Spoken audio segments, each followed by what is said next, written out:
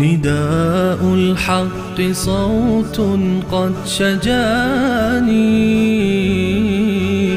وبلغني الحقيقة والأماني وكان لي السبيل إلى المعالي ونورا للهداية والبيان.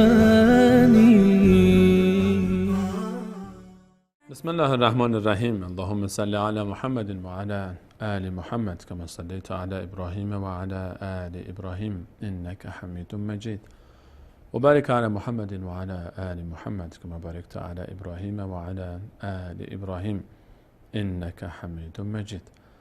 عرض سلام دارم و ادب و احترام خدمت همه شما دوستداران الله متعال، دوستداران مقدسات الله متعال، دوستداران حج.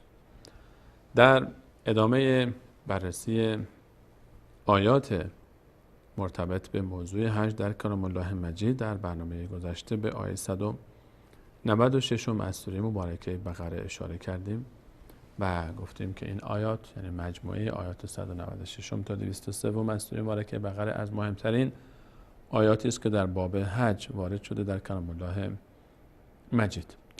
در ادامه بررسی این آیات آیه 197 درباره بخش دیگری از احکام حج صحبت می‌فرماید. الله متعال در این آیه اشاره می‌فرماید که حج زمان مشخص و معینی داره. در آیه 197 ما اینگونه می‌خونیم که الله تعالی می‌فرماید اعوذ بالله من الشیطان الرجیم الحج اشهر معلومات. حج ماه‌های معلوم و مشخصی داره.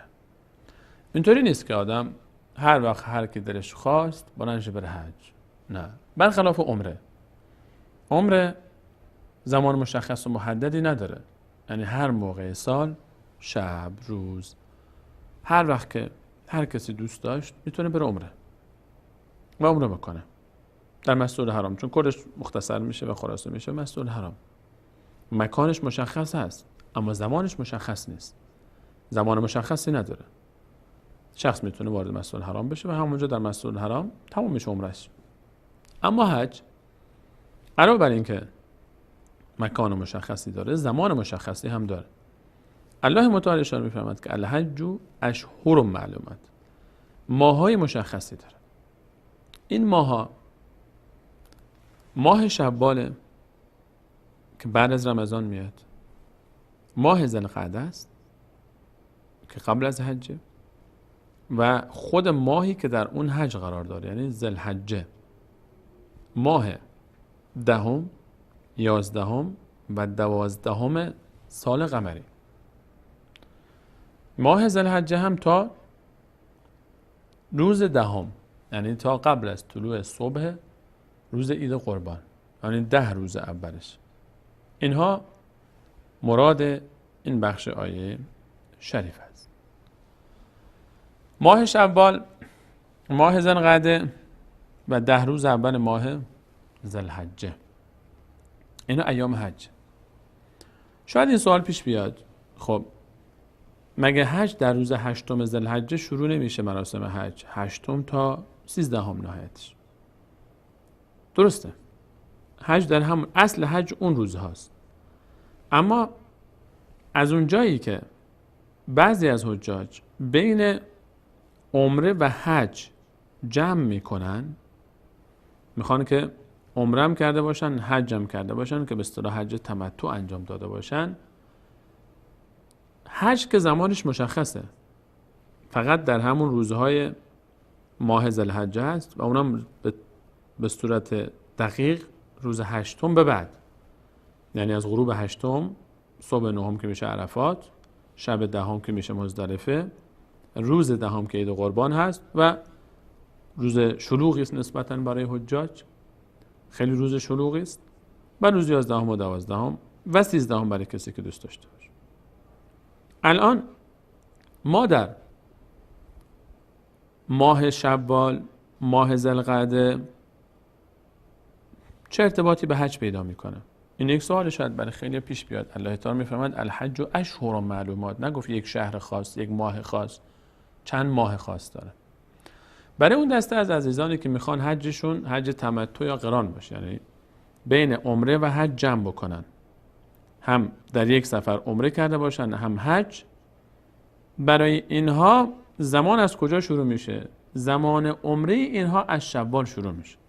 یعنی اگر کسی در ماه شوال نیت عمره داشت، عمره انجام داد به نیت حج، یعنی که این عمره حجش باشه، این زمان ازش قبول میشه. اما اگر در رمضان این کار کرد قبول نمیشه.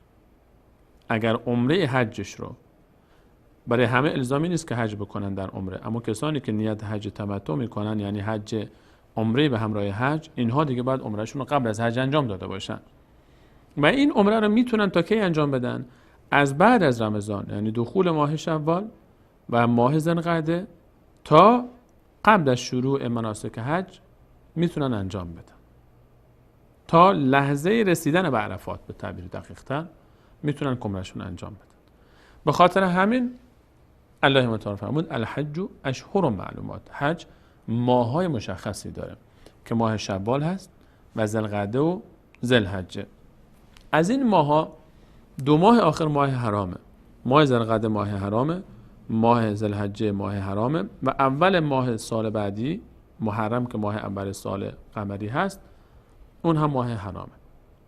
به تعبیر بهتر 1 ماه قبل از حج، ماهی که خود حج برگزار میشه، و 1 ماه بعد از حج، اینها ماهای حرام اعلام شد. یعنی در اینها حکم جنگ کردن، جهاد هجومی اجازه ندارن مجاهدین انجام بدن، مگر اون جاهایی که برای دفاع است و در اصطلاح تدافعی، حالت تدافعی داره. و به خاطر اینکه استقرار بیشتر برای حجاج، این بس فضا بستر فراهم بشه که راحت‌تر بتونن حجشون انجام بدن. الله متعال در آیه 197 سوره مبارکه بقره فرمود که الحج اشهر معلومات، این که زمانش مشخص. خب این از بعد زمانش. الان یک سری مسائل دیگه باید در حج رعایت بشه که اینها خیلی مهمه که ما باید دقت بکنیم. حج، در حج یک جمعیت میلیونی میان از اقسام مختلف عالم، از کشورهای مختلف، از طبیعتهای مختلف، از قومهای مختلف، از رنگهای مختلف، که این تنوع به هر حال سبب میشه گهگداری ناراحتی ایجاد بشه، اختلاف سلایق هست، بعضی وقتا مشاجره شاید ایجاد بشه، مشکلات هست، کمبود مکان هست، کمبود امکانات بعضی جاها مشهوده. طبیعت حج و سختی داره، به همین خاطر هم این حج مقدمه‌ای برای جهاده و فضیلتش هم زیاده. الله متعال میفرماید فمن فرض فیهن الحج، کسی که براش واجب شده در این ماه حج، میخواد حج بکنه، فلا رفث، باید دقت بکنه که رفث انجام نشه. رفث به چه معناست؟ به معنای همبستری با همسرش. زن و مردی میرن به حج با هم، حق ندارن در ایامی که احرام پوشیده مرد و در ایام حج هست با هم نزدیکی بکنن. حق نداره این کارو بکنه. در ایام حج حق نداره این کارو بکنه. و تا وقتی که احرام داره. رفث نه تنها همبستری، هر آن نگاه، کلام، گفتاری که در این چارچوب باشه هم منعه. اینجا دیگه حاجی باید تمام فکر و ذکر و هم و غمش رو بگذاره برای عبادت. باید از همین الان با خودش تصمیم میگیره که این خط سرخ حج حلاله برای غیر حج، اما در حج برای من حرامه. حتی کلام، حتی نگاهی که مقدمه‌ای باشه برای این حرکت. غیر حج نه تنها حرام نبود، بلکه حلاله بود که عبادت حساب میشد، حتی به نیت عبادت از کسی انجام میداد عبادت میشد. و رسول صلی الله علیه و سلم فرمود فی بضع احدکم صدقه، در همبستری با همسرم برای شما عبادت حساب میشه، چون انسان از حرام باز میده. و در حج من میشه. در حج برای کسی که احرام پوشیده تا وقتی که حاجی احرام داره منع این کار. فلا رفث ولا فسوق. به همچنین فسق نباید انجام بشه. فسق یعنی هر گناهی که گناهه.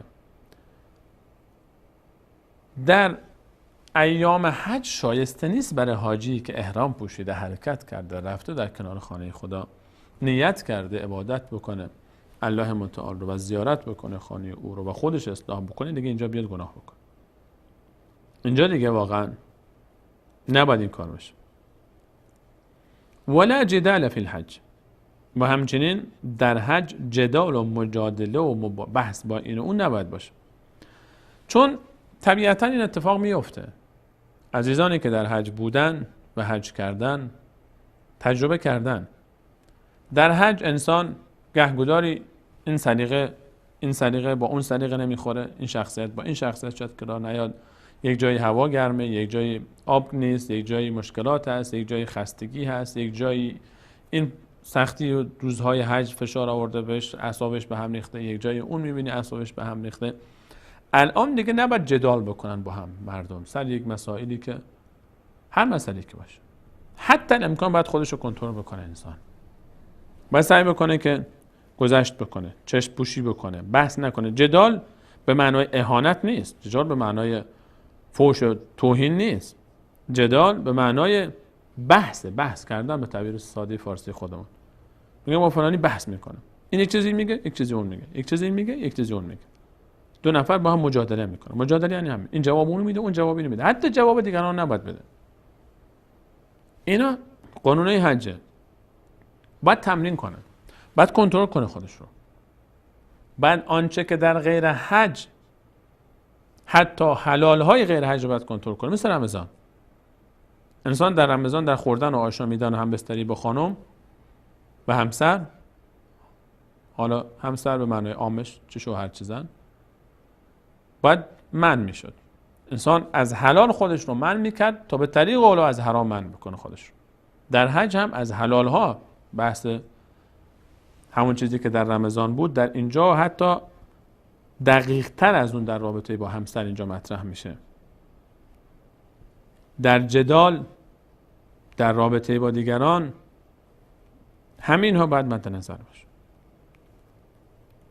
و ما تفعلوا من خیر یعلمه الله. در حج نباید این اتفاقات بیفته. به جای این کارا باید کار خیر بکنید. و ما تفعلوا من خیر، و هر کار خیری که شما انجام میدید مطمئن باشید که الله تعالی میبینه. خب در حج کار خیر چی میتونه باشه؟ بهترین کار خیر وقتی که الله تعالی منع کرد که رفث نباشه، خب بهترین کار خیر رعایت این موضوع یکی خودش. فسوق نباشه، بهترین کار خیر پرهیز از گناهه. جدال نباشه، بهترین کار خیر صبر و استقامت در برابر کسایی که مشارکت کردن با آدم. جدال نکنه. به این نیت که منع شده. انسان در حج و در کل زندگی هر کار خیری که انجام میده الله تعالی میدونه. و تعبیر این آیه چقدر دقیقه که و ما تفعلوا من خیر یعلمه الله. هر عبادتی رو که شما انجام میدید الله تعالی خبر داره از اون. چون الله تعالی خبر داره، این کار خیر شما قدر و منزلت داره، ارزش داره. حالا چه کسی خبر شد یا نشد، چه کسی در مقابل این کار خیر از شما تشکر کرد یا نکرد، خود کار خیر در ذاتش ارزش داره. چرا که الله تعالی ازش خبر داره، و چون الله تعالی خبر داره کار خیر شما رو بی پاسخ نمیگذاره. شما عبادت کن، شما خیر انجام بده، شما به دنبال خیر باش، الله تعالی خبر داره، هیچ کم خبر نباشه. هر آن چیزی که خیر تو انجام بده، تو به دنبال بهترین باش. این تمرینه، اینجا میدان تمرینه. حج میدان تمرین بندگی. و ما تفعلوا من خیر یعلمه الله. و تزودوا، و توشه بگیرید. تزودوا، توشه بگیرید، زاد راهتون رو زیاد کنید. کسی که میره حج مناسب نیست که دیگه در مسیر راه دستش پیش این و اون دراز باشه. اگر واقعا انقدر نداره، توانایی نداره که بره حج، که محتاج این و اونه، واجب نیست براش که بره. انسانی که نیت حج داره باید یک توشه برای خودش فراهم بکنه، مقداری که بتونه از عهده مخارج خودش اونجا در بیاد، بتونه که حداقل خرج خودش رو تامین بکنه در اون سرزمین. و تزودوا، با خودتون توشه بردارید، اونجا محتاج کسی نباشید. و این رو هم فراموش نکنید که فإن خیر الزاد التقوی، بهترین توشه برای شما تقواست. در دنیاتون بهترین توشه شما در دنیا تقواست. همینطور که الان شما دارید میرید به سفر حج، به فکر پول هستید، به فکر این هستید که اونجا دستم جلوی کسی دراز نباشه، یادتون نره که این سفر حج مقدمه‌ای برای سفر آخرت شما. شما که الان کفن پوشیدید به اسم احرام، تا تمرین کنید برای کفن پوشیدن قبل از مرگ، برای کفنی که قبل از دفن و قبل از قبر برای شما پوشیده میشه. الان اینجا شما نیاز دارید وقتی که احرام میپوشید یک سرمایه دستتون باشه، روز قیامت بیشتر نیاز دارید. در قیامت هم دقت بکنید که شما سرمایه شما اونجا دیگه تقوا است. اگر اینجا در حج احرام پوشیدید، به یاد کفن و نیاز به مال دنیا دارید تا نیازمند کسی نباشید، در قیامت شما در قبر، در بعد از قبر به توشه بیشتری نیاز دارید. مال به درد شما نمیخوره دیگه، اونجا تقواست که به درد شما میخوره. از این فرصت حج استفاده کنید، تقواتون رو زیاد کنید. این فرصت حج رو اونگونه‌ای که شایسته است بهره ببرید از اون. اونگونه‌ای که باید عمل کنید، عمل کنید. با کار خیر انجام بدید و تقوای خودتون رو بیشتر بکنید که بهترین توشه برای شما تقواست. واتقون یا اولی الالباب، و تقوا و پرهیزگاری پیشه کنید ای اهل خرد، ای کسانی که صاحب لبید، صاحب درکید. یک تعبیر دیگری هم بعضی از مفسرین در تعبیر و تزودوا فإن خیر الزاد التقوی ذکر کردن که خالی از افاده نیست. و تزودوا، و توشه بگیرید که فإن خیر الزاد، خوبی توشه، که همانا خوبی توشه التقوی، پرهیز از سؤال است. این هم یک معنای دیگه میتونه باشه که در مسیر حج وقتی که میرید توشه بگیرید با خودتون، که این توشه برداشتن، هزینه راه رو برداشتن، پول خرجی رو برداشتن، خوبش اینه که شما، خوبی این توشه برداشتن اینه که شما حداقل پرهیز میکنید از اینکه دستور دیگران دراز کنید. و هر دو معنی میتونه باشه. و معنای اول اولاتر به نظر میاد که بهترین توشه تقواست. مواظب باشید که این سفر تمرین تقواست و این فرصت تمرین برای قیامت و توشه اندوختن. به همین قدر اکتفا میکنیم در این برنامه و در برنامه‌های بعد انشاءالله به همراه شما عزیزان ادامه خواهیم داد. باز بررسی آیات دیگر این سوره رو، ادامه این آیات مرتبط باز به بحث عرفات، مزدلفه و ایام جمرات که انشاءالله در برنامه بعد به همراه شما عزیزان مرور خواهیم کرد. از اینکه تا این لحظه برنامه خودتون یاری کردید تشکر میکنم و تا برنامه بعد هم شما عزیزان به الله متعال میسپارم. الله یار و نگهدارش.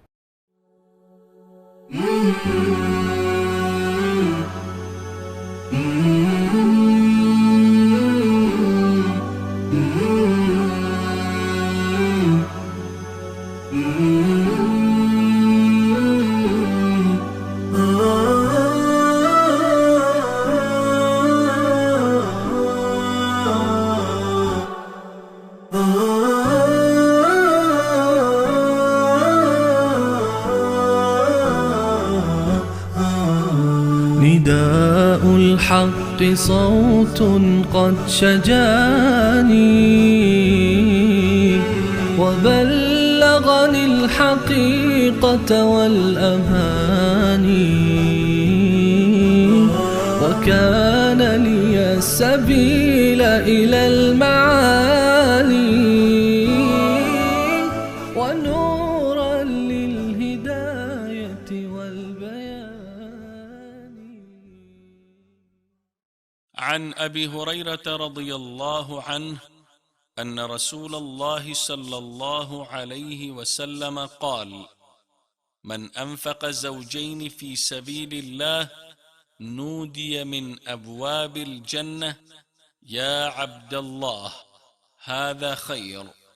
فمن كان من أهل الصلاة دعي من باب الصلاة، ومن كان من أهل الجهاد دعي من باب الجهاد، ومن كان من أهل الصيام دعي من باب الريان، ومن كان من أهل الصدقة دعي من باب الصدقة.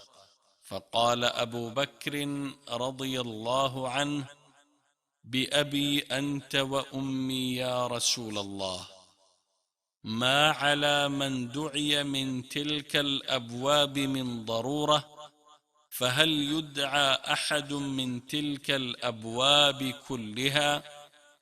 قال: نعم، وأرجو أن تكون منهم. در صحیح بخاری حدیث شماره 1897 و صحیح مسلم حدیث شماره 1027 ابو هریره رضی الله تعالی عنه روایت می کند که پیامبر صلی الله علیه و آله و سلم فرمودند: هر کس دو نوع از هر چیز را مانند گاو، گوسفند، شتر، اسب، لباس و سکه طلا و غیره در راه الله عزوجل ببخشد، از درهای بهشت او را صدا می کنند و به او می گویند: ای بنده الله، این عمل تو خیر بزرگی است. کسی که از اهل نماز باشد از در نماز صدایش می کنند، و کسی که از اهل جهاد باشد از در جهاد دعوتش می نمایند. کسی که از اهل روزه باشد از در ریان در روزداران دعوت می شود، و کسی که اهل خیر و احسان باشد از در نیکوکاران دعوتش می نمایند. ابو بکر صدیق رضی الله تعالی عنه به پیامبر صلی الله علیه و آله و سلم فرمود: پدر و مادرم فدایت ای رسول الله، به حقیقت کسی که از همه این درها دعوت می شود سربلند و خوشبخت است. آیا کسی هست که این قدر احسان داشته باشد که از همه این درها دعوت شود؟ پیامبر صلی الله علیه و آله و سلم فرمودند: بله، امیدوارم که تو یکی از آنها باشی.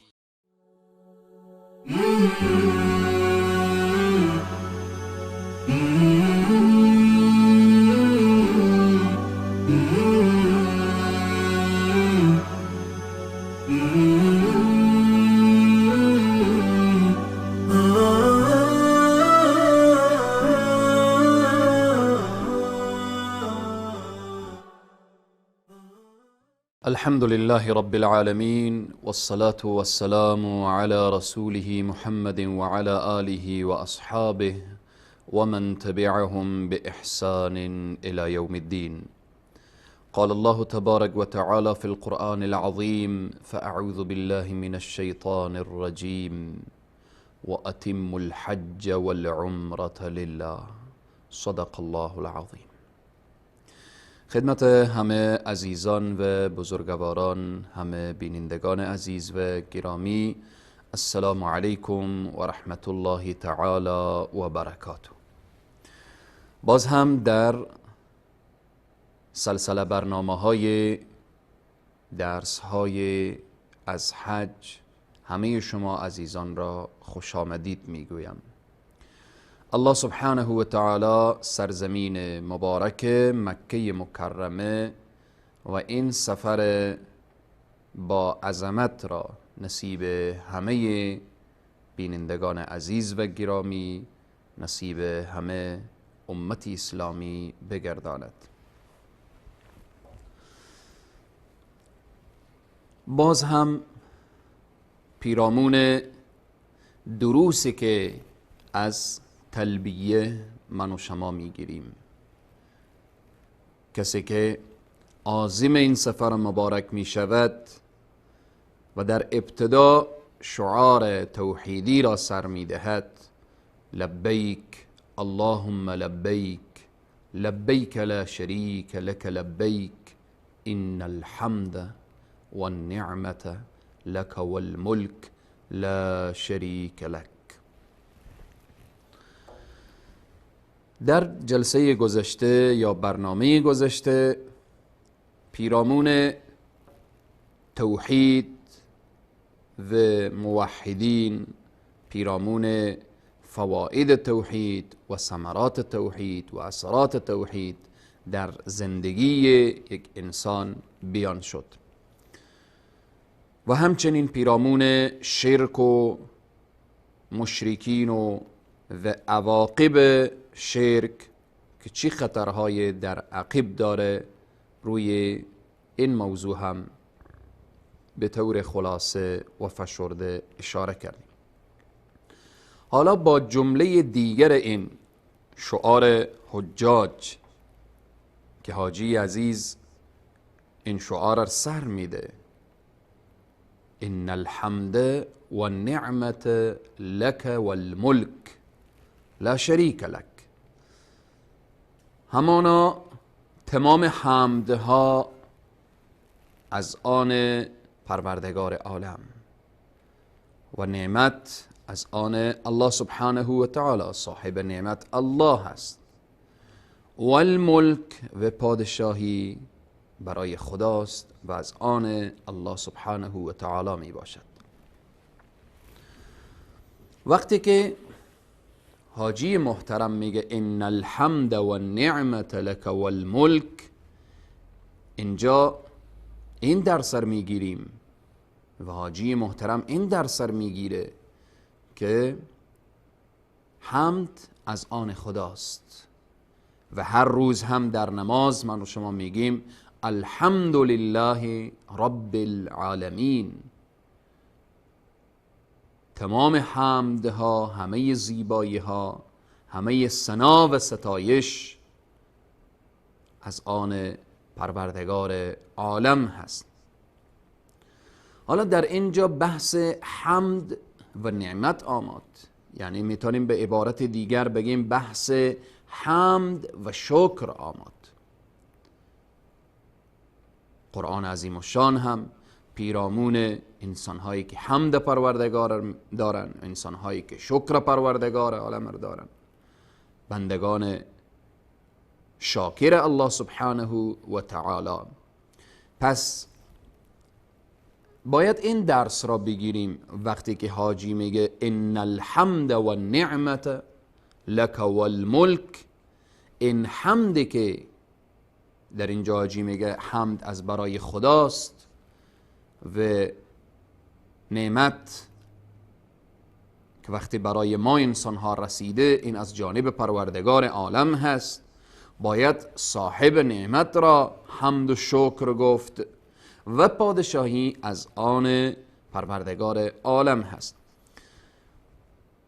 حمد چیست و شکر چیست؟ فرق بین حمد و شکر باید اول بیان کرد و تا اینکه ما بفهمیم و بدانیم و همیشه کام و زبان ما باید معطر به حمد پروردگار عالم و شکر پروردگار عالم باشه. ارتباط به حمد و شکر، بعضی از علما میفرمایند فرق بین حمد و شکر نیست. بعضی علما میفرمایند، مفسرین بیان میکنن که بله فرق هست بین حمد و شکر. از جمله کسانی که میگویند حمد و شکر به یک معنا هست و یک چیز هست، ابن جریر طبری رحمه الله میگوید که حمد و شکر به یک معنا هست، اما طوری که گفته میشه الحمد لله شکرا.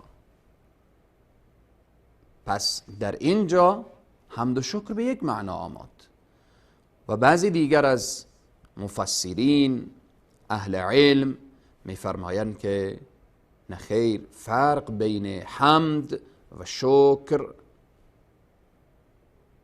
در لغت و در اصطلاح فرق گذاشتن که از آن جمله ابن کثیر رحمه الله میگوید بین حمد و شکر فرق هست. فرق چیست؟ به طور خلاصه و فشرده اینه که حمد مختص لسان هست، مختص لسانه، به زبان خود میگیم الحمد لله رب العالمین. اما شکر چیه؟ شکر تعلق میگیره هم به لسان و قلب و جوارح. یا به تعبیر دیگر حمد به مقابل نعمت و بدون نعمت. شما حمد پروردگار رو میگویید، نعمتی به شما رسید حمد میگویید و نرسید هم حمد پروردگار عالم را، ثنای پروردگار عالم و ستایش پروردگار عالم را دارید. همیشه من و شما میگیم الحمد لله رب العالمین. اما شکر فرقش با حمد اینه که شکر به مقابل نعمت هست. وقتی که نعمت پروردگار عالم را احساس کردید و نعمت پروردگار عالم برایتان آمد، آنجا شکر میکنید. وقتی حمد پروردگار عالم را گفتید، آن حمد شکر پروردگار عالم هست. به اینه که الله سبحانه و تعالی میفرماید لئن شکرتم لازیدنکم. اگر کسی شکر پروردگار عالم را داشت، شکر پروردگار عالم را کرد، چی میشه؟ لازیدنکم.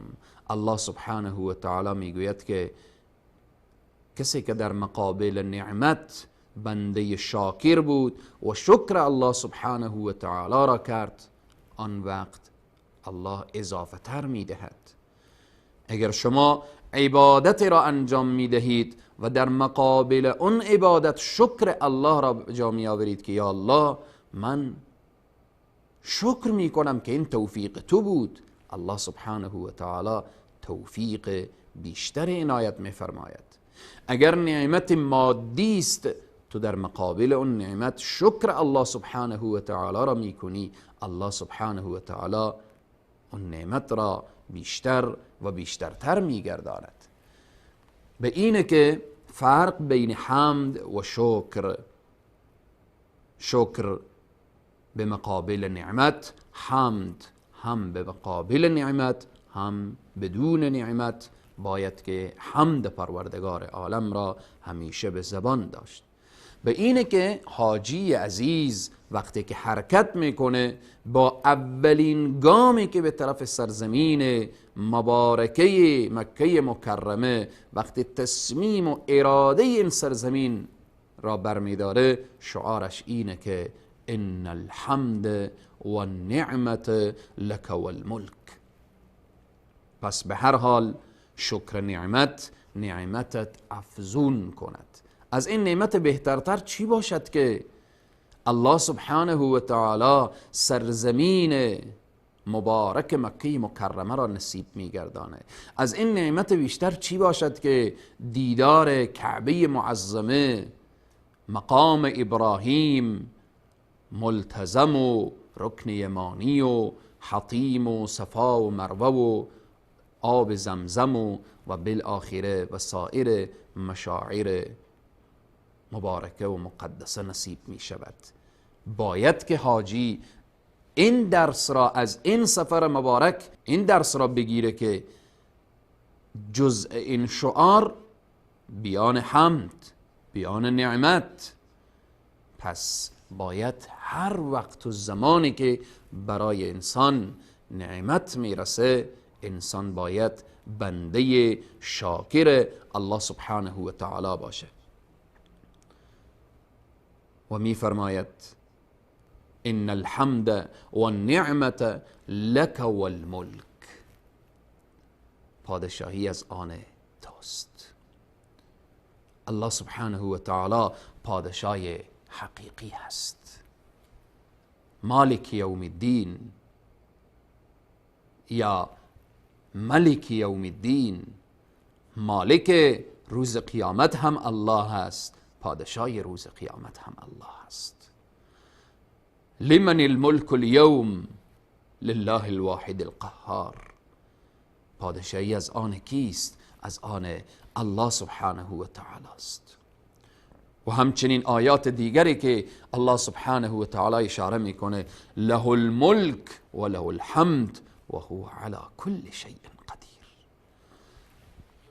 برای خداست پادشاهی، برای خداست حمد و ستایش، او ذاتی که بر همه چیز توانا هست. وقتی ما در دنیا پادشاهانی را میبینیم این پادشاهان قدرتشان محدود هست، صلاحیتشان محدود هست، آن حکمرانیشان محدود هست. پادشاهان دنیا پادشاهیشان ارتباط میگیره به یک زمان، به یک مکان، اما پادشاه حقیقی که مالک یوم الدین هست چنان پادشاهی است که پادشاهی او نیاز به زمان و نیاز به مکان و به اینها نداره. مالک یوم الدین، پادشاهی روز جزا. و اینه که حاجی میگه ان الحمد والنعمة لك والملک، پادشاهی از آن توست. چرا این شعار حاجی سر میده؟ باز هم در این نکته هم دروسی نهفته هست که از این درس ها میگیره. چی درس های؟ انشاءالله بعد از میان برنامه با ما باشید بیان میشود.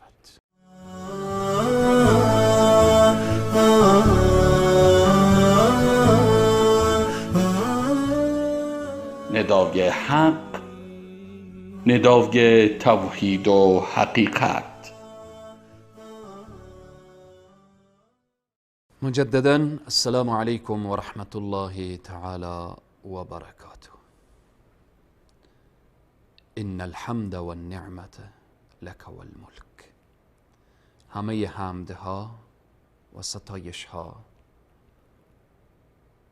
و صاحب نعمت و پادشاهی از آن توست یا رب العالمین. حاجی شعار سر میدهد که پادشاهی از آن توست، امر و نهی از آن توست. اینجا این شخص، کسی که لباس احرام را پوشیده و شعار توحیدی را سر میدهد، اینجا متوجه میشه که من در مقابل پادشاه حقیقی ایستاده هستم. این لبیکی که من میگویم در خدمت امر پروردگار عالم و در خدمت دین الله سبحانه و تعالی، و او هم پادشاه حقیقی است، پادشاهی که امر و نهیش چنان امر و نهیه که برای من واجبه که به او چیزی که امر کرده بپذیرم و به او چیزی که نهی کرده خود را باز بدارم. ان الحمد والنعمة لك والملک، حمد و ستایش از آن خداست، نعمت از آن پروردگار عالم هست، نعمتهای مادی و معنوی. و این تعدوا نعمت الله لا تحصوها، اگر بخواهید نعمت پروردگار را بشمارید نمیتوانید. باید که از صاحب نعمت تشکری کرد. باید سر به سجده گذاشت و در سجده بگویید که یا ربی لک الحمد و لک الشکر، ای پروردگار من تو لیاقت و شایستگی حمد را دارید و تو لیاقت شکر و سپاسگزاری را دارید. به اینه که انسان در این جملات جایگاه خود را متوجه میشه، در این جملات متوجه میشه که این نعمت از طرف کی برای من آمد؟ این نعمت هایی که از چشم و گوش و زبان و عقل و فکر و نعمت هایی که مادی و معنوی، نعمت دین، اسلام، قرآن، این توفیقات را کی نصیب من کرد؟ این پادشاه حقیقی، پادشاهی که خالق زمین و آسمان هست. در ادامه این شعار باز هم حاجی چی میگه؟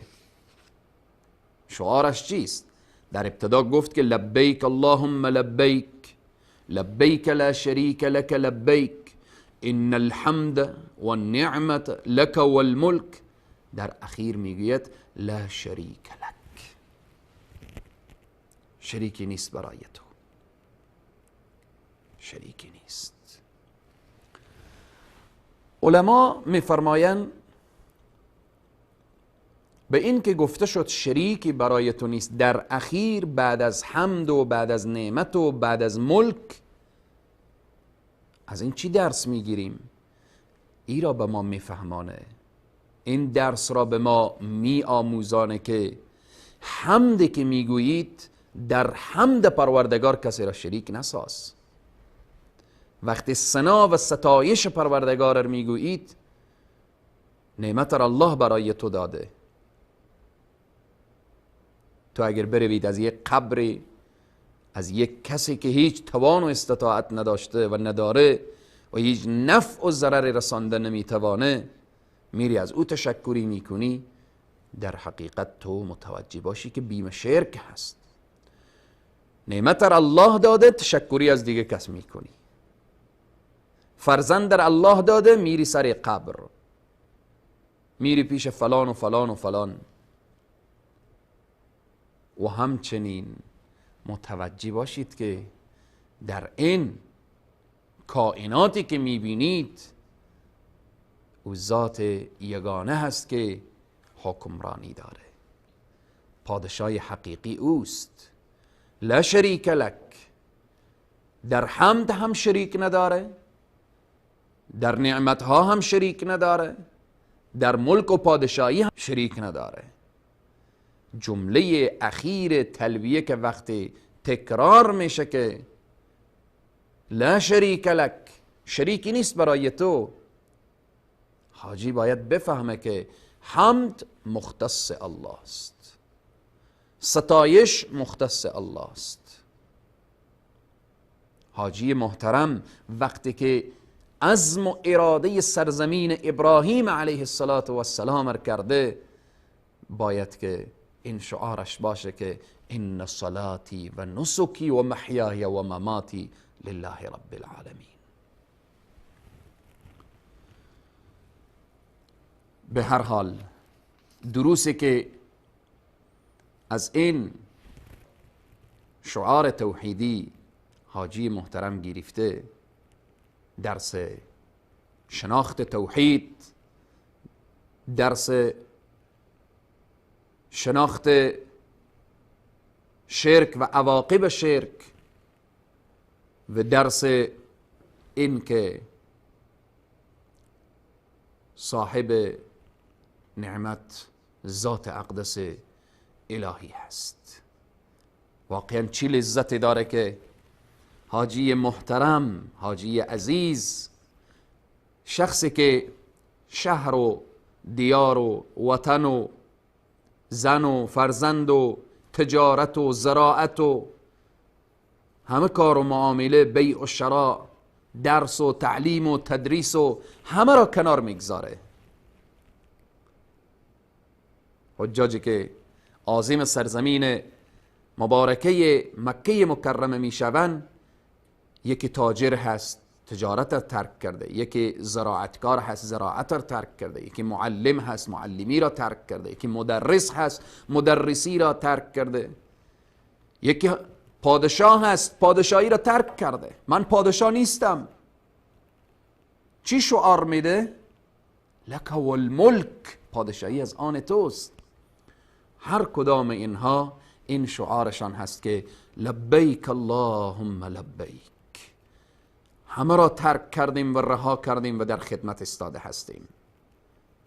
و این لبیک معانی زیادی داره که از جمله این معانی به این که به معنای اجابت و به معنای محبت و به معنای دوام عبودیت و مقیم در طاعت و خضوع و خشوع، اخلاص، اقرار به این که الله سمیع هست و صدا و صوت ما را میشنود، و همچنین تقرب سوی الله سبحانه و تعالی. واقعا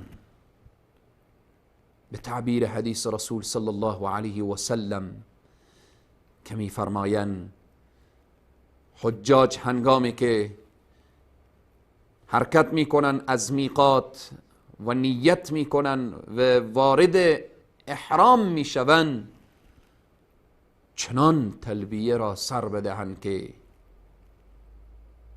اون دشت و کوه و بیابان و اشجار و احجار، سنگ و کوه و بیابان با اونها تلبیه میگه و در حشر به اونها شهادت میدهد. لبیک اللهم لبیک، لبیک لا شریک لک لبیک، ان الحمد والنعمة لك والملك لا شریک لک. پروردگار عالم این سفر مبارک را نصیب همه من و شما بگرداند. تا برنامه بعد که باز هم دروس حج در خدمت شما قرار خواهیم گرفت. همه شما عزیزان و بزرگواران را به ذات یگانه می سپارم و السلام علیکم و رحمت الله تعالی و برکاته.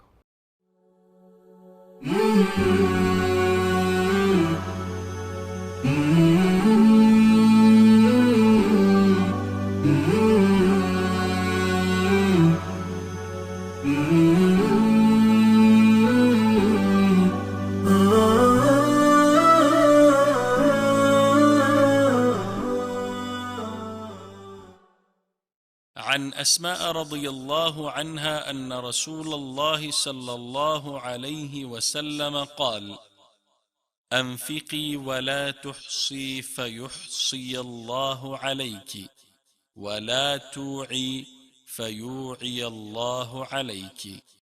در صحیح بخاری حدیث شماره 2591 و صحیح مسلم حدیث شماره 1029، اسما دختر ابوبکر صدیق رضی الله تعالی عنهما روایت می کند که پیامبر صلی الله علیه و آله و سلم فرمودند: ای اسما، صدقه و بخشش کن و آن را مشمار، چون شمردن صدقه موجب بخل و منع آن می گردد.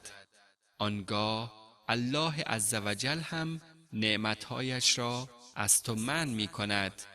مال را ذخیره مکن و آن را در راه الله عزوجل ببخش، و الا الله عزوجل هم نعمتهایش را از تو مخفی می نماید. نباید به خاطر کم بودن صدقه از انجام آن خودداری نمود. عن أبي هريرة رضي الله عنه عن النبي صلى الله عليه وسلم قال: يا نساء المسلمات، لا تحقرن جارة لجارتها ولو فرسن شاة.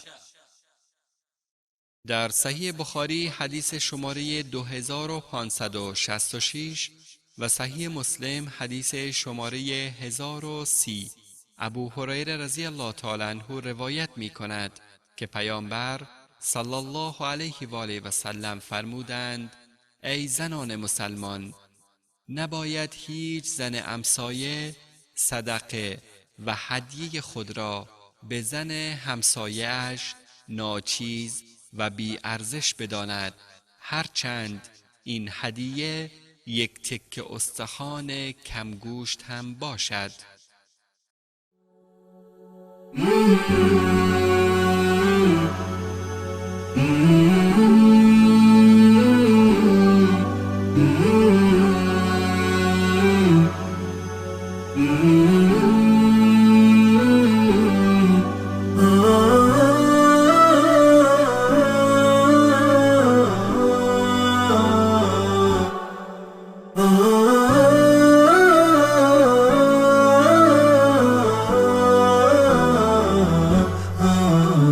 نداء الحق صوت قد شجاني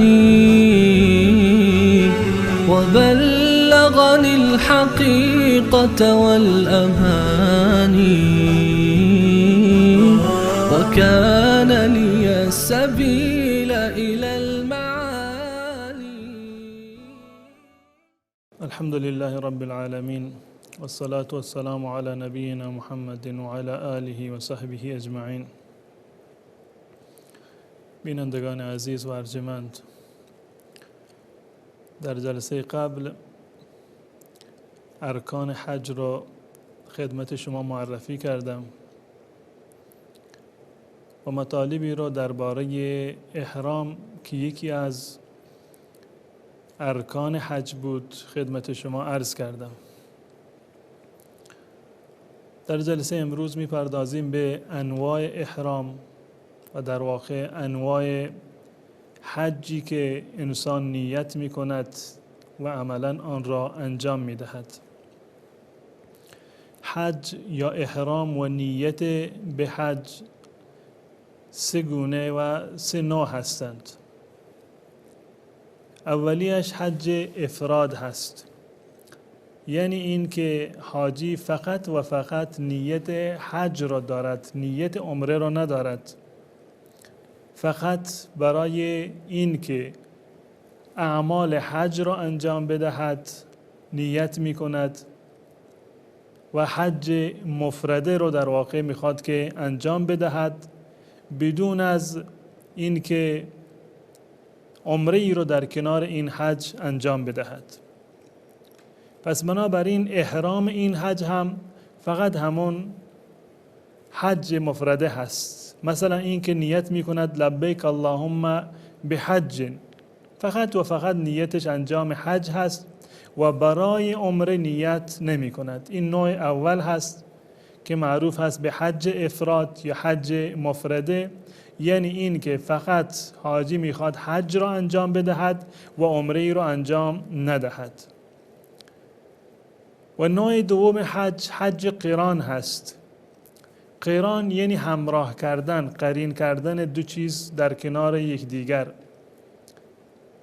این نوع حج یعنی این که حاجی نیت می کند که حج و عمره را در کنار هم و با یک احرام و یک نیت انجام بدهد. این را میگویند حج قران و نیتش هم این گونه هست که مثلا نیت می کند و میگوید لبیک حجا و عمرتا، حج و عمره را با هم و با یک لفظ و در یک احرام و سفر هر دوتا را نیت می کند. این نوع دوم حج و احرام هست. نوع سومش حج تمتع هست. تمتع یعنی این که انسان حاجی هم نیت عمره را دارد و هم بعدها نیت حج را دارد، منتها فعلا نیت عمره را انجام می دهد. نیت می کند که فعلا عمره را انجام بدهد و زمانی هم که به مکه می رود از احرام بیرون می آید و بعد از این که ایام حج شروع بشوند، یعنی روز 8 ذوالحجه، بار دیگر دوباره احرام می بندد برای حج. در یک سفر نیت حج و عمره را هر دوتا را دارد، منتها از میقات احرام میبندد برای عمره و عمرهش را انجام میدهد و بعد از این از احرام بیرون میآید و هنگامی که ایام حج آغاز بشوند در اونجا دیگه دوباره احرام میبندد برای حج. این نوع حج را میگویند که حج تمتع، بدین خاطر که در میان عمره و در میان حج انسان حاجی تمتع میجوید، یعنی این که استفاده میبرد از محرماتی که در هنگام حج جز محرمات و ممنوعات بودن در هنگام احرام، بعد از این میتواند که آنها را در واقع انجام بدهد و در میان حج و عمره این فرصت برایش مهیا می شود. این نوع سوم حج هست و برترین نوع در واقع حج هم همین نوع سوم هست، یعنی حج و عمره. اما درباره سنت های احرام، زمانی که انسان احرام میبندد چه سنت ها و چه آدابی را باید مراعات بکند؟ و قطعا برای این که حج یک حج کاملی باشد، حج درستی باشد، ثواب حج ما کاملتر و بهتر باشد و به درگاه الله متعال شانس پذیرش بیشتری را داشته باشد، باید تمامی سنت ها و تمامی آداب حج را باید ما مراعات بکنیم. قبل از این که انسان میخواد احرام ببندد باید غسل بکند و خودش را پاکیزه بکند، زیرا که رسول الله صلی الله علیه و سلم قبل از احرام آنگونه که زید ابن ثابت رضی الله تعالی عنه در سنن ترمذی روایت کرده ایشان غسل میکردند.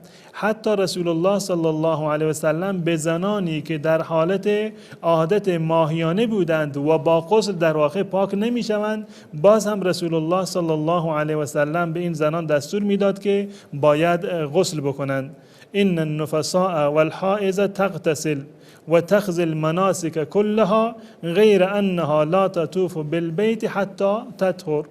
رسول الله صلی الله علیه و سلم فرمودند که زنی که در حالت عادت ماهیانه هست یا بعد از نفاس هست باید غسل بکند و تمام اعمال حج را باید انجام بدهد، غیر از این که طواف را باید انجام ندهد. این در حالتی که در حالت عادت ماهیانه هست این باید وارد مسجد نشود و این طوافش را در واقع باید به تأخیر بیندازد. و یکی دیگر از سنت های احرام عطر زدن هست، یعنی زمانی که حاجی غسل می کند و قبل از این که در واقع احرام ببندد و نیت حج را در واقع داشته باشد، نیت حج یا عمره را، در اینجا می تواند بدن خود را خوشبویی و عطر بزند. البته به یک نقطه در اینجا باید توجه بشود که این عطر و خوشبویی را باید در بدن خود استفاده بکند، یعنی بر روی دست و صورت و بقیه جاهای بدن خود مجاز هست که این عطر را استفاده بکند و بلکه سنت هست. منتها لباس احرامش را نباید عطر بزند، فقط و فقط در بدن خود و در دست و صورت باید این عطر و خوشبویی را استفاده بکند. زیرا که حضرت عایشه رضی الله تعالی عنها میگوید که کنت اطیب رسول الله صلی الله علیه و سلم لاحرامه، من رسول الله صلی الله علیه و سلم را زمانی که احرام میبستند من خوشبویی میزدند. این روایت در صحیح بخاری و صحیح مسلم هست. پس بنابراین استفاده خوشبویی قبل از احرام در بدن یکی از سنت ها و آدابی هست که انسان مسلمان و محرم باید این نکته را در واقع در نظر داشته باشد. و یکی دیگر از سنت های احرام پوشیدن لباس احرام به عنوان ازار و ردا هست، یعنی این که حاجی دو تکه پارچه را که بهتر هست که رنگشان سفید باشد به عنوان ازار و ردا، یکی پایین تنه خودش را بپوشاند و دیگری را بر روی دوش خودش می اندازد که به عنوان ردا در واقع استفاده می شود و نامش ردا هست. پس بنابراین هم غسل کردن و هم عطر زدن و هم پوشیدن دو تکه پارچه به عنوان ازار و ردا، تمام اینها جزء سنت هایی هست که انسان مسلمان باید اینها را مراعات بکند و بهتر هست که لباس احرام لباس سفیدی باشد، زیرا رسول الله صلی الله علیه وسلم فرمودند البسوا من ثيابكم البياض، لباس سفید بپوشید و در ادامه همین روایت فرمودند که حتی مردگانتان را هم در همین لباس در واقع کفن بکنید. و یکی دیگر از سنت ها و آداب احرام این است که انسان قبل از احرام بستن وقتی که غسل می کند موهای زاید بدن خودش را بزداید، دور بکند، ناخن‌هایش را کوتاه بکند، زیرا که امکان دارد که در این مسیر سفر این حالت احرامش طولانی باشد. پس بنابراین بهتر هست که این موارد را انجام بدهد تا اینکه در زمان احرام و در مدت زمانی که احرام بسته نیازی پیدا نکند که در واقع مویش را کوتاه بکند، سبیلش را کوتاه بکند یا اینکه ناخن‌های خود را بگیرد. این اعمال را قبل از این باید انجام بدهد. و همچنین یکی از سنت های احرام این است که انسان بعد از یک نمازی احرام ببندد. اگر وقت نماز فرض هست مثلا صبر بکند، نماز فرض را ادا بکند و بعد از نماز احرام ببندد، یعنی نیتش را، نیت آغاز عمره یا حجش را بعد از نماز آغاز بکند. بعد از نماز نیت بکند که من از این لحظه به بعد وارد مناسک حج و وارد احرام شدم. و بعد از این که تمام این کارها را انجام داد، این مقدمات، غسل کرد و خودش را عطر زد و لباس احرام را در واقع پوشید، آنم بعد از نماز. و برخی از علما هم در این زمینه گفتند که اشکال ندارد که برای احرام هم 2 رکعت نماز بخوانند، منتها از عمل رسول الله صلی الله علیه و سلم نمازی به عنوان نماز احرام ثابت نیست. ترغیب شده که اگر بعد از نماز فرض باشد بهتر است، زیرا که رسول الله صلی الله علیه و سلم بعد از نماز فرض احرام بستند. اما اگر کسی قبل از احرام 2 رکعت نماز بخواند باز هم هیچ گونه اشکال و ممنوعیتی در این زمینه وجود ندارد. بعد از تمام این موارد وقت نیت کردن هست، یعنی شما فقط و فقط از زمانی که نیت میکنید محرم شمرده میشوید. با پوشیدن لباس احرام شما محرم نیستید. بعد از این که لباس احرام را پوشیدید باز هم میتوانید که ممنوعیات احرام را، محظورات احرام را انجام بدهید. اما به مجرد این که نیت کردید که من از این به بعد در احرام هستم و حجم در واقع آغاز شده، بعد از نیت شما دیگه اون ممنوعیات احرام را و محظورات احرام را نمیتوانید انجام بدهید. بعد از این که انسان مسلمان غسل کرد و لباس احرام را پوشید و نیت احرام را در قلب خودش داشت، مثلا گفت که لبیک عمرتن یا لبیک حجن، لبیک عمرتن و حجن، بعد از این لبیک را باید آغاز بکند و جز یکی از سنت ها هست که این دعا را ورد زبان بکند: لبیک اللهم لبیک لا شریک لک لبیک ان الحمد والنعمت لک والملک لا شریک لک. و این دعا را و این لبیک را باید هنگامی که بر روی سواری و مرکب سوار می شود از اونجا آغاز می شود، در مسیر راه، در هنگام تحول حالات، در سراشیبی ها، در سرابالایی ها و در هنگام فرود آمدن یا سوار شدن و در هر لحظه این ذکر را و این ورد را باید تکرار بکند که این واقعا شعار توحید هست: لبیک اللهم لبیک لا شریک لک لبیک ان الحمد والنعمت لک والملک لا شریک لک. و به این گونه در واقع حج انسان مسلمان آغاز شده تا اینکه به مکه مکرمه برسد و بقیه اعمال حج و عمره را انجام بدهد. بقیه اعمال را انشاءالله در جلسات بعد خدمت شما مفصلا توضیح خواهم داد. برای این که حج یک حج صحیحی باشد و موافق و مطابق سنت رسول الله صلی الله علیه و سلم باشد چه کارهایی را انجام بدهیم، اینها انشاءالله در جلسات بعد خدمت شما بزرگواران بیان خواهد شد. تا آن زمان تمام شما را به الله متعال می سپارم. السلام علیکم و رحمت الله و برکاته.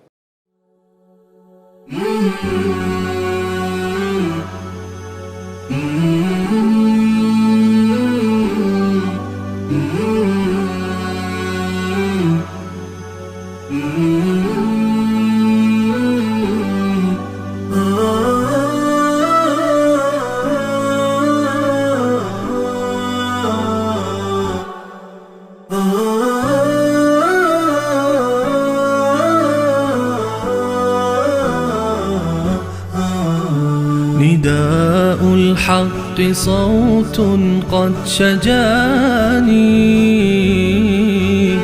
وبلغني الحقيقة والأماني.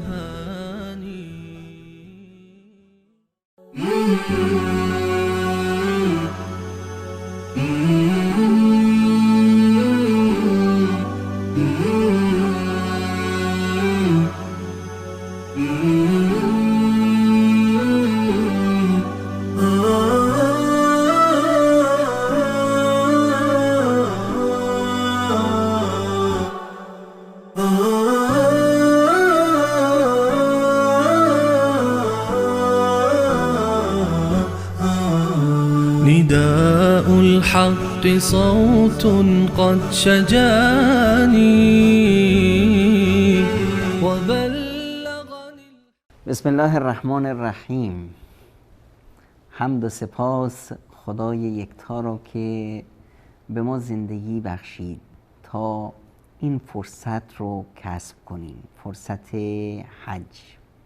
این روزهای مبارک، این روزهایی که میتونیم با هم بشینیم و یادآوری کنیم حادثه این عبادت بزرگ، رکن پنجم اسلام رو. در این لحظه ها میگم خوش به حال شما مؤمنان، خوش به حال شما مؤمنانی که خداوند فرصت حج رو به شما داده. خوش به حال حاجیانی که قبلا رفتن به حج، حاجیانی که امسال میرن، و خوش به حال ما که خداوند در زندگی به ما این فرصت رو داد تا این روزها رو کسب کنیم. این روزهایی که بهترین روزهای خدا هستند. عبادت در این روزها بیشترین اجر رو داره و پیش خدا عزیزه. خب خداوند متعال به ما این فرصت رو داده، اما در عین حال به ما گفته خودت و خودت، من عمل صالحا فلنفسه، هر کسی کار نیکی کرد برای خودش، و من اساء فعلیها، کسی که بدی میکنه بدی هم چش خودت. و ما ربک بظلام للعبید، خداوند متعال به بندگانش ظلم نمیکنه. من و توی بنده ایم که اختیار دست ماست که چه کار میکنیم، قبول میکنیم لطف خدا رو بر خودمون یا نه. این نعمتی که خداوند به ما داده، صحت و عافیت و قدرت داده، اینی که ما میتونیم حداقل نیت بکنیم که حاجی بشیم، حداقل حرکت بکنیم، تلاش بکنیم برای رسیدن به حج و این عبادت بزرگ رو انجام بدیم. عجیبه ها، بعضیا تصورمون از زندگی کلا اشتباهه. فکر میکنیم اگر ما فقیر و نادار باشیم پیش خدا عزیزیم. نه عزیز من، خداوند میخوادت که پولدار باشی، عزیز باشی، دستت به دهنت باشه، دست چند نفر رو هم بگیری. عبادت ها رو وقتی نگاه میکنیم، عبادت های ما نیاز به پول داره، پس ما باید پولدار باشیم. یه مؤمن باید تلاش کنه تا ثروتمند باشه تا بتونه بهترین عبادت رو انجام بده. آقا میری نماز، خذوا زینتکم عند کل مسجد، لباس شیک بپوش برو نماز. لباس شیک یعنی چی؟ یعنی پولدار باشی باید. برو حج. رکن اسلام، رکن پنجم حج، قبل از اون رکن زکات هست. زکات یعنی چی؟ یعنی من اینقدر پول دارم، اینقدر ذخیره و پسنداز دارم که یه مبلغ بزرگی هست، 1 سال ازش گذشته من هیچ نیازی واسش پیدا نکردم. حج میخوام برم یعنی من اینقدر پول دار هستم که میتونم مخارج خونم رو داشته باشم، یه مخارج اضافی هم دارم که میتونم هزینه سفرم کنم، برم به حج آروم، هیچ مشکلی در زندگیم هم به وجود نیاد. پس اینی که خداوند متعال ما رو میخواد که در زندگی در حرکت باشیم، یه زندگی پرباری داشته باشیم. اینجاست که ابراهیم علیه السلام ما رو صدا میزنه. یا ابراهیم ما صدا بزن مؤمنان رو، و اذن فی الناس بالحج یأتوک رجالا و علی کل ضامر یأتین من کل فج عمیق. مردم رو صدا بزن که آهای بیایید به سوی خانه خدا. مردم گروه فوج از جای دور دراز میان، لیشهدوا منافع لهم و یذکروا اسم الله. اینا میان تا خدا رو یاد کنند، عبادت خدا کنند. چقدر؟ فی ایام معلومات، در یه روزای خاصی. علی ما رزقهم من بهیمة الانعام فکلوا منها و اطعموا البائس الفقیر. خودتون بخورید، خودتون عیش کنید، خودتون خوش باشید، به دیگران هم بدید، به فقیران هم بدید. این یه سفر ویژه است، یه سفر ملکوتی هست، یه سفری که در این سفر من بنده با جسمم، با مالم، با عقلم، با شعورم، با عشقم، با علاقم، هی میام به سوی خدا. از اونجا که میام داد میزنم لبیک اللهم لبیک لبیک لا شریک لک لبیک ان الحمد والنعمت لک والملک لا شریک لک. ای خدا منی که خودم بنده تو ام، منی که تو پروردگار منی که غیر از تو هیچ کسو قبول ندارم، منی که به اعتراف اقرار دارم به بزرگی و عظمت تو، به این همه نعمت هایی که به من دادی شکرگزار نعمتت هستم. من دارم میام و میگم که ای خدا هیچ شریکی تو رو نداری، ای خدا من غیر از تو رو قبول ندارم، ای خدا علمم از تو، صحتم از تو، شادابیم از تو، غم و اندوهم پیش تو، ای خدا من محتاج تو ام، من بنده تو ام، ای خدا من پذیرای من باش که من مهمان تو ام. الحجاج و العمار وفد الله، حاجیان و معتمران اینها مهمونای خدا هستند. اینا رو خداوند خواست لبیک گفتن. حالا که اومدن اینجا مهمونن، سألهم فاعطاهم فاجابهم، هرچی از خدا خواستن خداوند بهشون داد.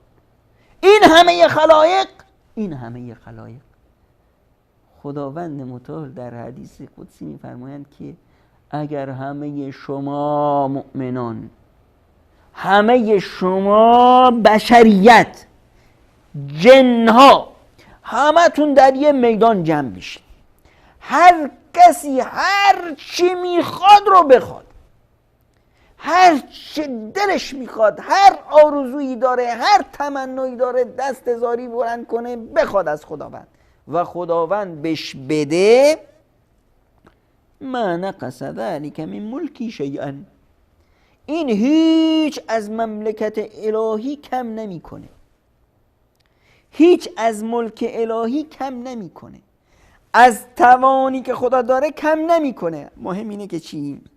مهم اینه که من ثابت کنم که من بنده خدام. وقتی که من شدم بنده خدا، عزیز خدا، اون وقت همه چیزم ضامنه، سعادت و خوشبختیم ضامنه. اون وقتی که من خودم رو در کنار دیگران احساس میکنم من و دیگران یکی هستیم، ما مؤمنان کالبنیان المرصوص هستیم، ما مؤمنان یک امت واحد هستیم. الان هیچ قدرتی در جلوی ما نخواهد ایستاد، نمیتونه بیسته هیچ کس. شیطان خار و ذلیل میشه، هیچ وقت شیطان اونقدر خار و ذلیل نمیشه مثل روز عرفه. برای اینکه ما مؤمنان همه دست در دست هم، همه شدیم یک شکل و یک قیافه و یک لباس، امت واحد، صدامون یه صداست، لبیک میگیم لبیک اللهم لبیک لبیک لا شریک لک لبیک ان الحمد والنعمت لک والملک لا شریک لک.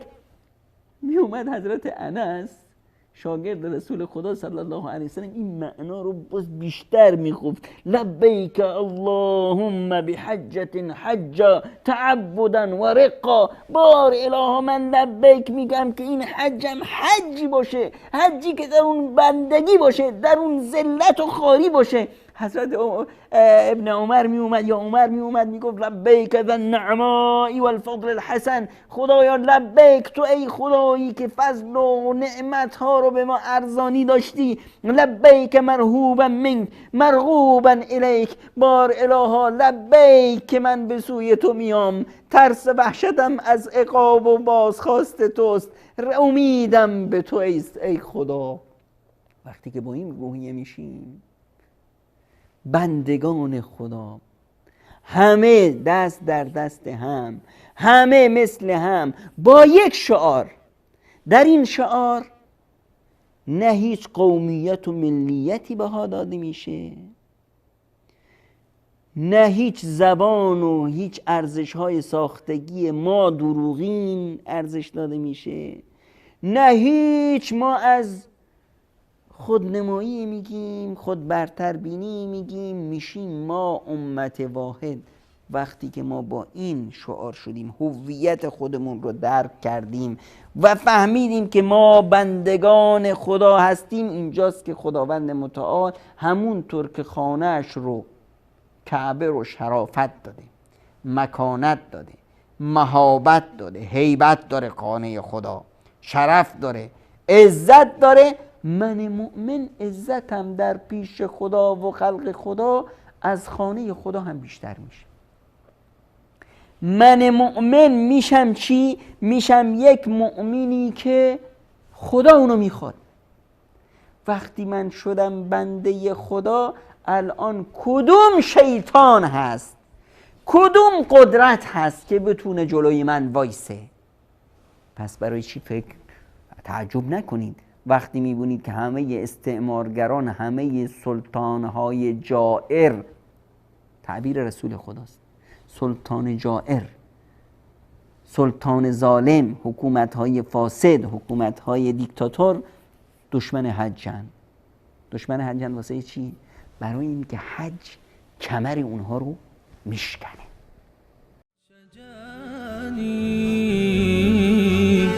وبلغني الحقيقة والأماني وكان لي السبيل إلى المعاني ونور الهدى والبيان. ندای حق، ندای توحید و حقیقت.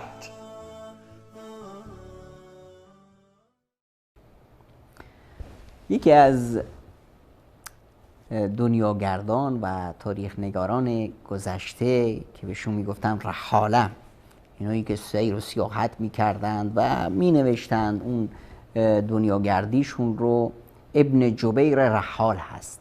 ابن جبیر رحال یک جمله بسیار زیبایی داره، میگه که ایشون در زمانی زندگی میکرد که خب اروپا و صلیبی ها خیلی قدرت گرفته بودند، خیلی از سرزمین‌های اسلامی زیر استعمار صلیبیت بود، مسلمان‌ها ضعیف بودند، وضع و حالی نداشتند.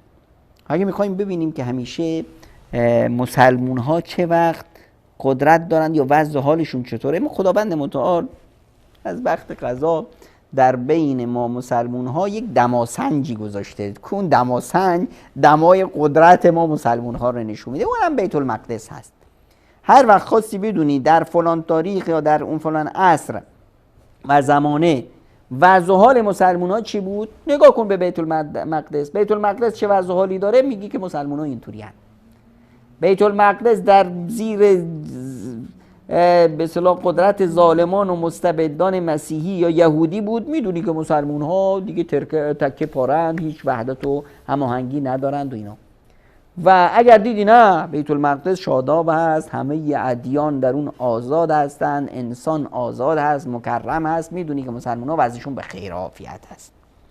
ایشون میگه که در اون زمانها که قدرت صلیبی و استعمار قوی بود، مسلمونها، روشنفکرها، علما منتظر وقت حج بودند که کی فرصت حج برسه. چرا؟ همه می اومدن در مکه مکرمه دور هم می نشستند، از وضع و حال مسلمونها با خبر می شدن، یه نقشه کشی می کردن، یه پروژه می گذاشتن، یه برنامه ریزی می کردن که چطور از این مصیبت هایی که ما هستیم طی یه برنامه از این مشکلات رهایی پیدا کنیم، مسلمون بیاد عزیز باشه، مسلمون بیاد تاج سر خلایق باشه.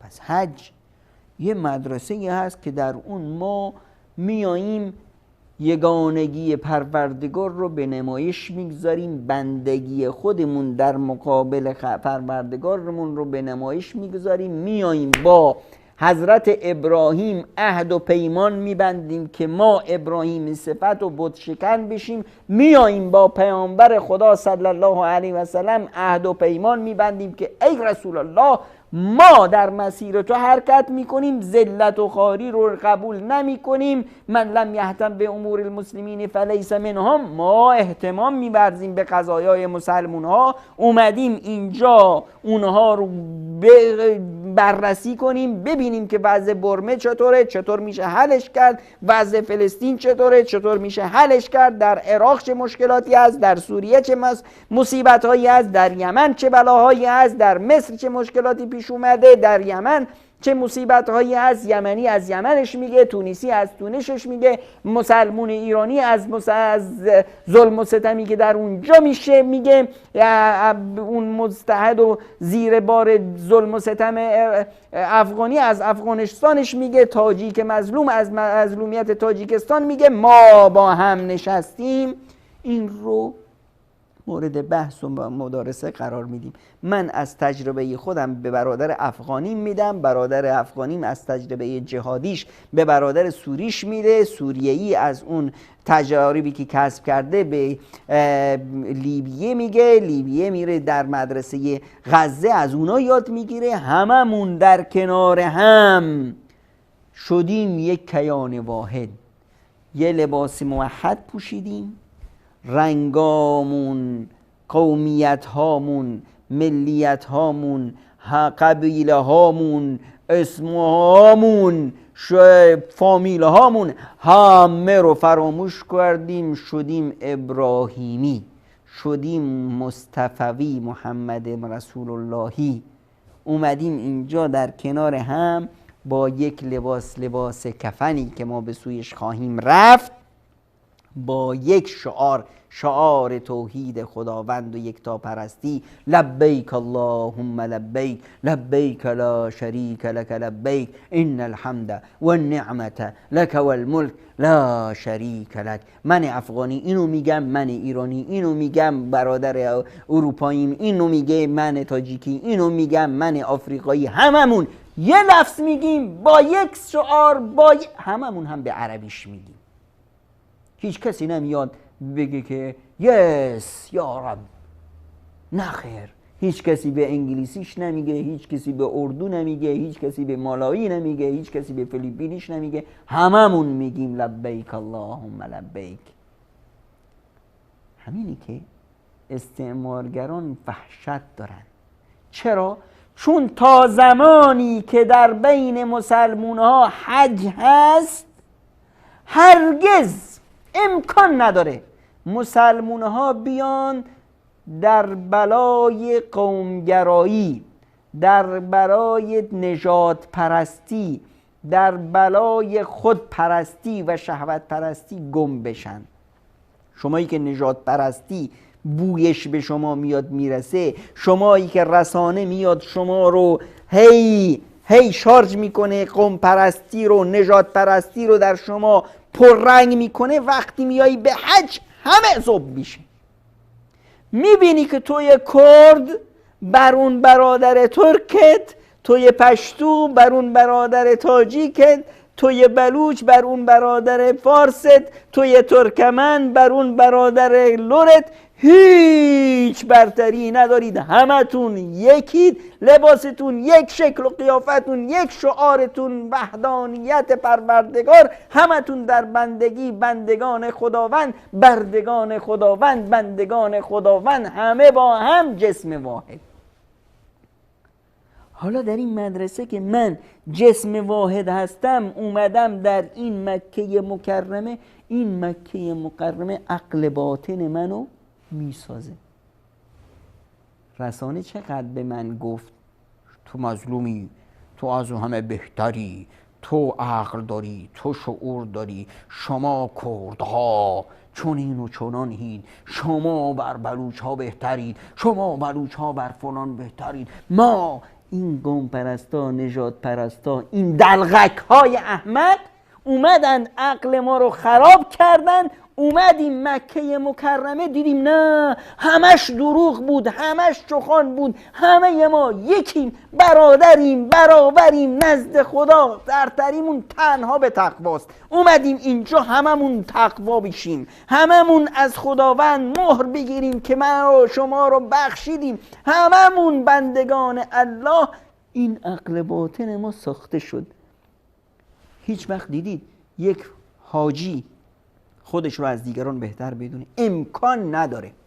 هیچ وقت دیدید در دنیا یک حاجی نجات پرست بشه امکان نداره، امکان نداره. چرا؟ چون این حاجی عقلش بزرگ شده. نجات پرستی نشانه چی هست؟ نشانه نهایت حماقت، نشانه تنگ نظری، نشانه فقط نوکبینی خود رو دیدن. و حج میاد ما رو از این تنگ نظری جدا میکنه، میاره ما رو در یک فضای بزرگ بشریت و به ما میگه که شما همه مثل هم، برادر و برابر، بندگان الله تعالی. حالا فهمیدید چرا دشمنان از حج بدشون میاد؟